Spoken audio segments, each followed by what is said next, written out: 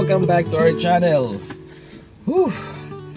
Well, today is February 23. Ngayon ay Sunday actually at kakatapos lang ng ating trabaho. After ng trabaho, actually may dinaanan pa akong isang possible na racket natin. I'm still working things out kung maging okay yung ating maging possible proposal din. Right now, we are really busy sa aming trabaho because ang mga trainees natin ay magtitake ng exam for their extension. Pilit kong minamanage yung time pero dala ng pagod, minsan kailangan din natin ng tulog. Well, anyway, ang ating topic ngayon is all about identity crisis. Identity crisis. Meron tayong mga binabasang mga vlog, mga reference for this kind of topic. Nadadaanan ko ngayon ang identity crisis.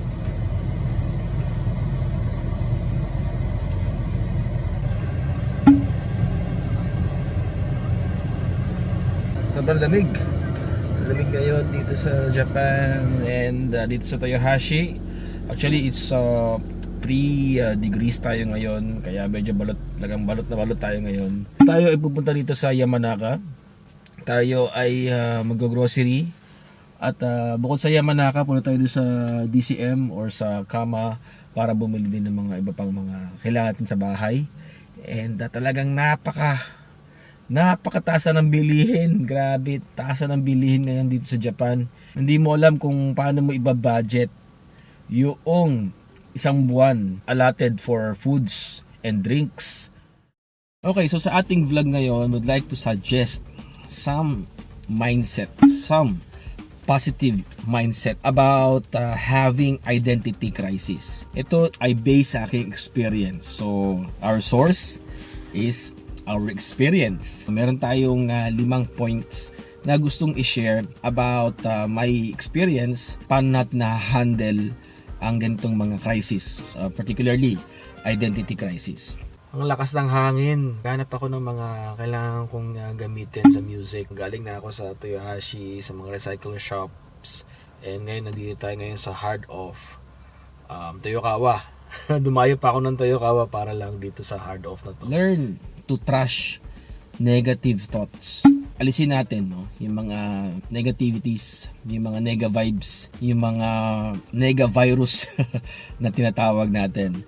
Well, marami tayong mga nadadaan ng ganyan, unang-una, meron tayong mga past mistakes. Some of those are yung mga negative feedbacks. For example, meron tayong nagawa, tumatatak sa isip natin na negative feedback na hindi maalis sa isip natin. Pagka nag-fail tayo, parang feeling natin, wala na akong pag-asa, wala na mangyayari sa aking buhay. Ano ba talaga ang purpose ko sa buhay? Ano ba talaga ako? Failure na naman ako. Kasama pa sa ating mga negative thoughts ay yung age natin. So syempre, habang nagkakaedad tayo, habang tumatanda tayo, marami tayong nararamdaman, marami tayong mga, mga irregularities na, yung mga hormones natin na hindi na usual nung dati ng mga kabataan natin.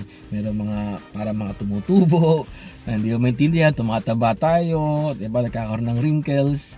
Pag ang mga thoughts na yan ay naitapon natin, pag pinag-pray natin, na pang-ready na Lord yan sa buhay natin, makikita ninyo yung effect niya sa ating buhay. So, 2 down na tayo. Tissue and tissue. Parang tissue, no? And punta muna tayo sa Yamanaka dito. Bili tayo ng pang-ulam natin for tonight. Try nating maggawa ng tinola. Samoy. Okay, so ang pangalawa natin na kailangan i-consider or kailangan natin matutunan, learn to take risk. Dahil risky ang buhay, risky ang mga pangarap natin. Take the risk. We'll never know kung saan aabot yung effort natin sa risk na yun. Meron palang positive na outcome sa risk na yun. What scares you? Ano ba yung kinakatakutan mo? For example, takot ka mag-business, takot kang humarap sa tao, takot kang mag-perform, takot kang mangarap ng malaki. Why not? Subok lang. Pasukin natin. Pagka pinasok natin yun, dapat mo overcome natin yung fear. Pag tayo ay takot na, wala nang ibang lalabas dyan, kundi tapang na. So yun yung outcome ng fear. And isa pang magandang natutunan ko sa buhay ko, try something new. try something new. Hindi ako vocalist, hindi ako performer. Nasubukan natin, na-test natin kung ano yung skill natin. Okay, so next na learn na kailangan natin matutunan, parang redundant, no?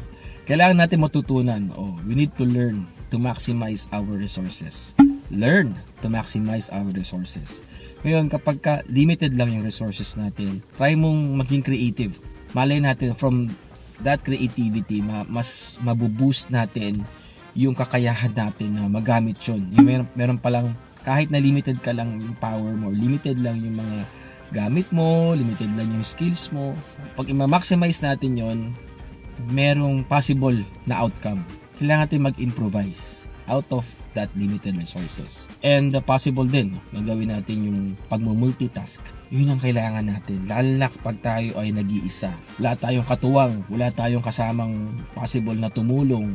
So, hindi natin kailangan ng sandalan actually. Nakagayo ng iba. Sinasabi lang, hindi nila kailangan ng sandalan, pero obvious naman. Meron sila mga sandalan, di ba? Pero tayong mga super dads or mga super moms or mga super students na nagmumultitask. Yan ang nakakabilib. Saludo ko dyan sa mga nagmumultitask na mga individuals. So number 4 natin, ang kailangan natin matutunan, learn the process of God. Learn to trust the process of God. Siya ang napakagaling na tsuper ng buhay. So siya yung napaka-effective na driver ng ating buhay. I-entrust natin yung ating buhay sa Kanya kasi yung proseso niya, merong outcome na maganda. Parang hindi ko kaya.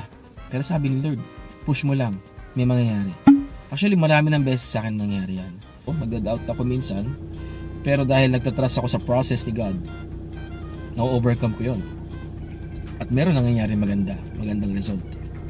Under ng process na yan, of course, we need to pray. We need God. No? So, kailangan natin makipag-usap sa Kanya. Spiritual refreshment through the use of prayer ay talagang mararamdaman natin kung hindi tayo nag-iisa. Kahit na feeling mo wala nang kumakampi sa'yo, feeling mo iniwan ka na sa ere ng mga kaibigan mo dahil wala nang mapala sa'yo, meron nang mas magaling sa'yo, meron nang mas nakikita nilang mas effective compare sa'yo. So pagka naramdaman mo yun, andyan si God. Learn to pray. Kailangan natin ma-realize na may kasama pa rin tayo. Kasama natin ang Diyos, di ba? Yung last natin, para ma-overcome natin yung mga identity crisis natin, learn to take care of yourself. That's the last learning part natin. No? And yung learning na kailangan natin talaga ipasok sa mind natin. We need to learn to take care of ourselves. Physical, emotional, mentally, lalo na spiritual, exercise, we need the proper diet. Huwag natin ikulong yung sarili natin. Try to think of a happy place. Try to think of beautiful memories. So, learn to divert things.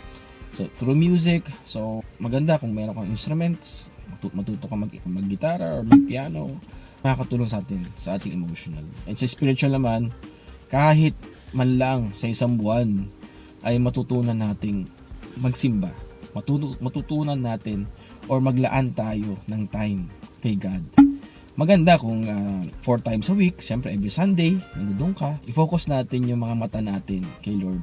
Mas maganda yung heart natin nakatuon kay Lord dahil nagpunta ka sa church for Him naman at hindi sa mga tao. Okay, so medyo mahaba na tong ating vlog na to. Napakalawak ng tema nito.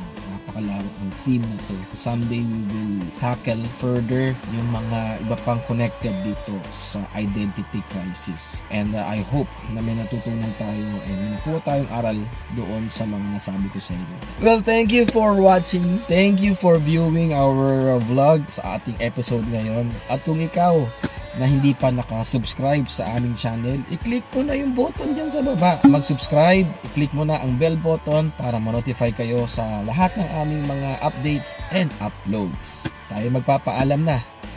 Always remember guys, everything happens for a reason. God is good. Keep on smiling. Sayonara.